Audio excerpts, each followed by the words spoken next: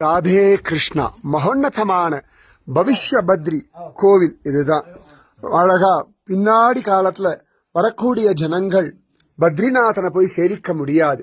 அப்ப வந்து சேவிக்க வேண்டிய ஒரு மூர்த்தி இந்த பத்ரிநாதன். பவிஷ்ய பத்ரி அப்படின்னு பேரு. பவிஷ்யன்னா ஃபியூச்சர்னு அர்த்தம்.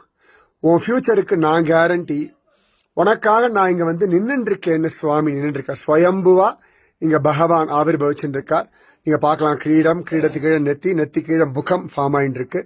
பகவானுடைய அந்த கிரீடத்துக்கு மேல பார்த்தோம்னா புட்டெல்லாம் வச்சிருக்கா இல்லையா, அதெல்லாம் ஆதிசேஷன் மாதிரி ரூபம் வந்துட்டு இருக்கு. அழகா பகவானுடைய வலது பாதம் இடது பாதம் பகவான் அழகா ஆகாசத்துல நிற்கிற மாதிரி நின்று இருக்கான். பகவானுடைய திருக்கைகள் இந்த பக்கம் மகாலட்சுமி தேவி ஆவிர்பவிச்சுட்டு இருக்கா. இந்த பக்கம் கணேசன் நம்ம கணபதி மகாராஜ் ஆவிர்பவிச்சுட்டு இருக்கார். இந்த மாதிரி ஸ்வயம்புவா கீழே அழகா அங்க ஒரு குண்டு மாதிரி இருக்கு, ஜோரா பவிஷ்ய குண்டு. பகவான் அந்த இடத்துல நின்று இருக்கார். ஒரு மலையில ஒரு பாறையில இப்படி ஸ்வயம்புவா பகவான் ஆவிர்பவிச்சுட்டு இருக்கான்.